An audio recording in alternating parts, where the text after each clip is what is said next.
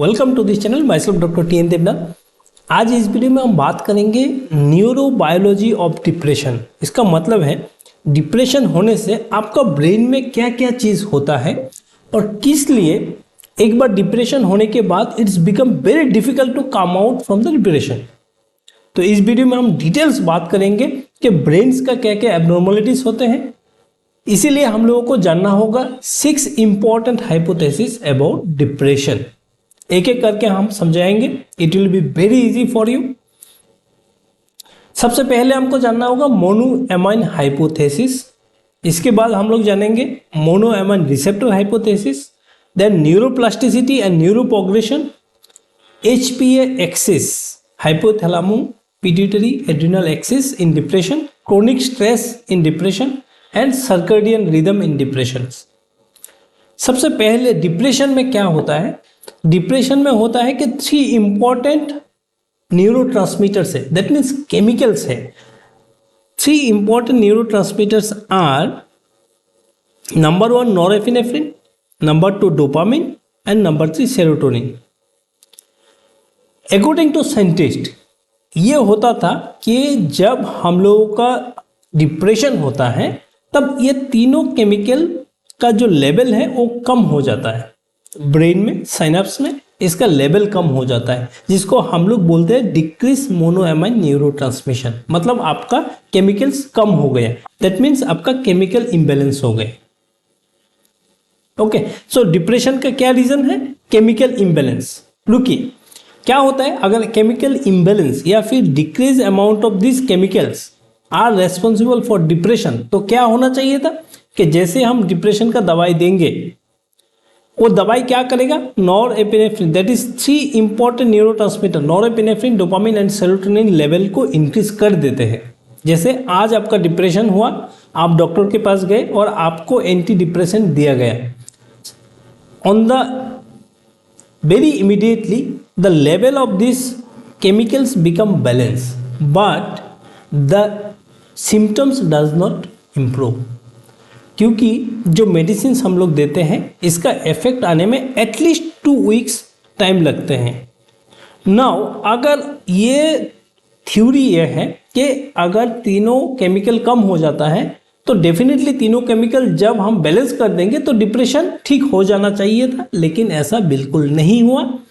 तब साइंटिस्ट ने सोचा ये इतना इजी नहीं है, it is not only about chemical imbalance. तब ये क्या किया, जो रिसेप्टर्स है रिसेप्टर्स में काम करना शुरू किए साइंटिस्ट लोगों ने। तो इसमें देखा गया है, जिसको हम लोग बोलते हैं मोनोएमाइन रिसेप्टर हाइपोथेसिस।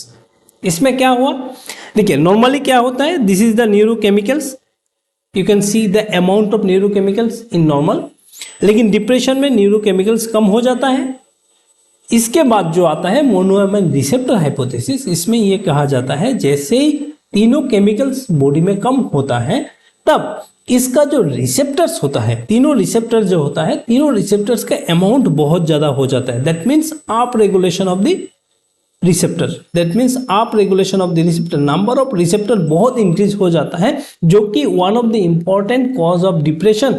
एंड ये एक्सप्लेन करते हैं कि ये जो रिसेप्टर्स है, ये रिसेप्टर्स बहुत ज़्यादा था, इसको कम करने के लिए एटलीस्ट 2 वीक्स टाइम चाहिए।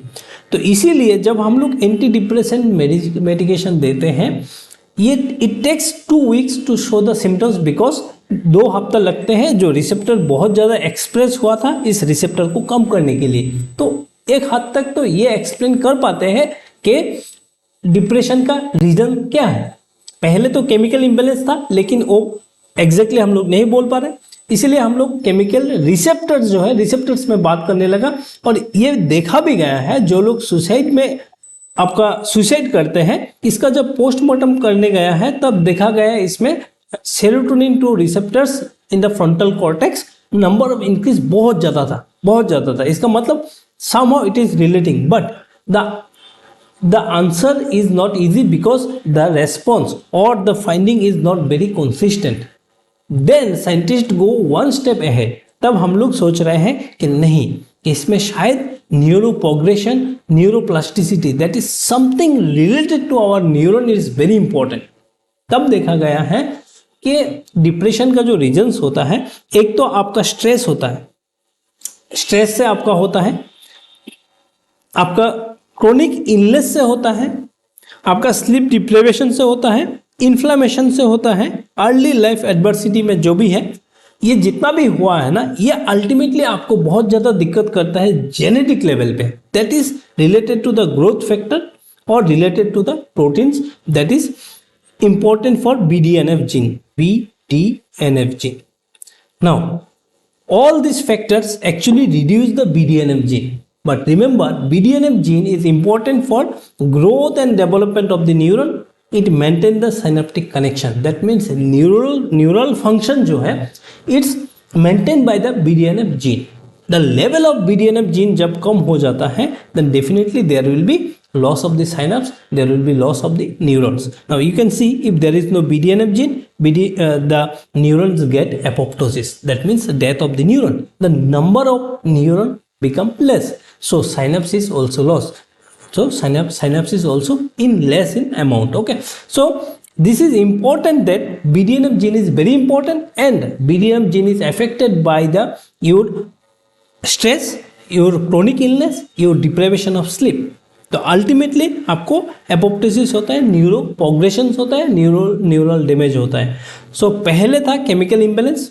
नेक्स्ट ये लोग देखे हैं कि नहीं, केमिकल इम्बेलेंस से वो काम नहीं होता है, क्योंकि केमिकल इम्बेलेंस अगर होता तो केमिकल बैलेंस कर देने से डिप्रेशन ठीक हो जाना चाहिए था, लेकिन ऐसा नहीं होता है. तब सोचा नहीं, ये रिसेप्टर लेवल पे काम हो सकता है.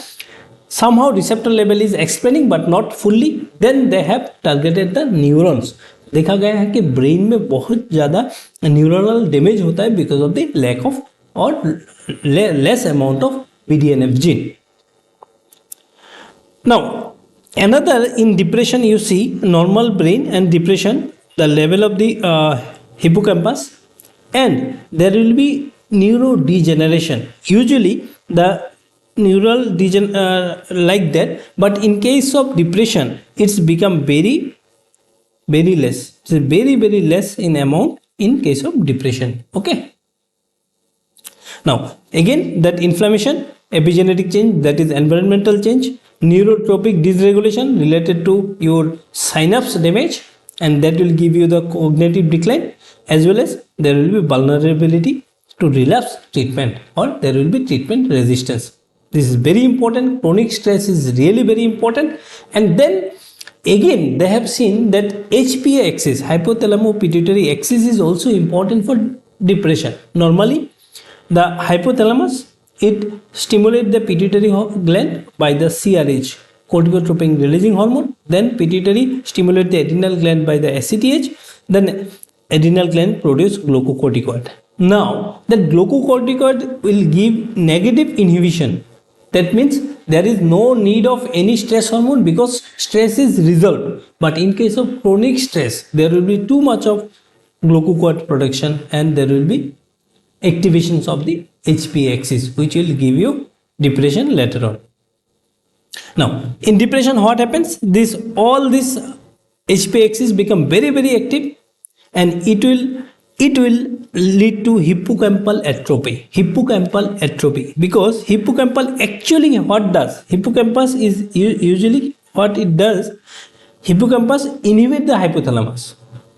Amygdala inhibit the hypothalamus. Now in depression, due to chronic stress, there is atrophy of the hippocampus and atrophy of the amygdala. Now actually it inhibit the hypothalamus, but as the amount or size of the hypothalamus is become less, the inhibition become very less in the hypothalamus, so that circuit continues. So if you want to treat the depression here, we can target number 1 CRH, corticotropin releasing hormone. अगर इसको हम बंद कर देंगे तो जो HPA axis है बंद हो जाएगा, या फिर if you target the ACTH, then also we can target treat this HPA axis disbalance, and we also target the glucocorticoid receptors, vasopressin 1b receptors. These are the future target of the treatment for depression if HPA axis is hyperactive because of the stress.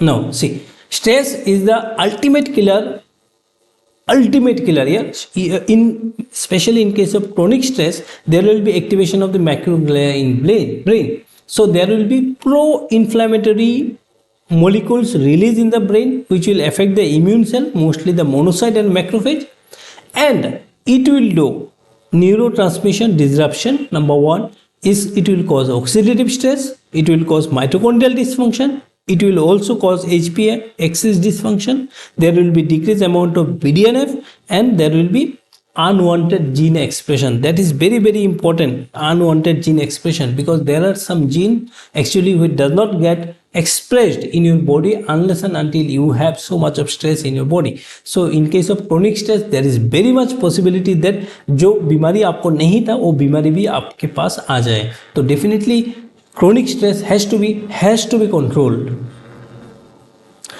Then again they have seen the circadian rhythm is also important for the depression.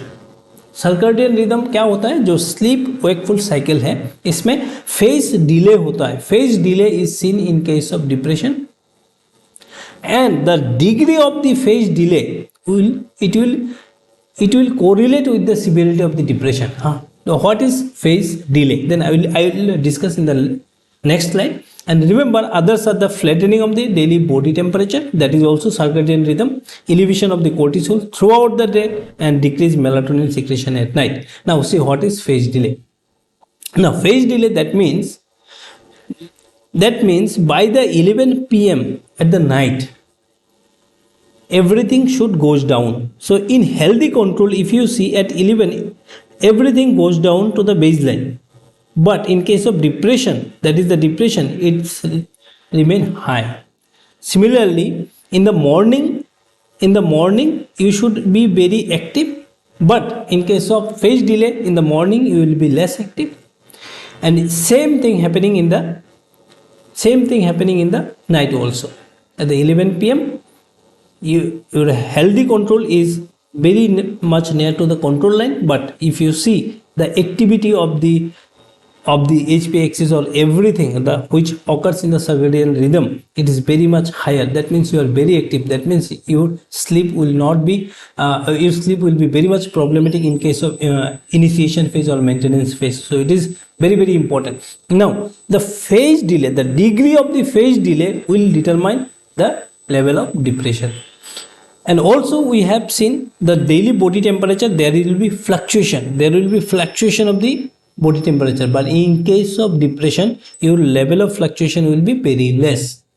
Okay, and melatonin secretion also become very less in case of depression. Now desynchronization of the biological process, so we can call the depression actually is a circadian illness, and there is numerous gene operate in the circadian rhythm or circadian method, which we actually call as clock gene.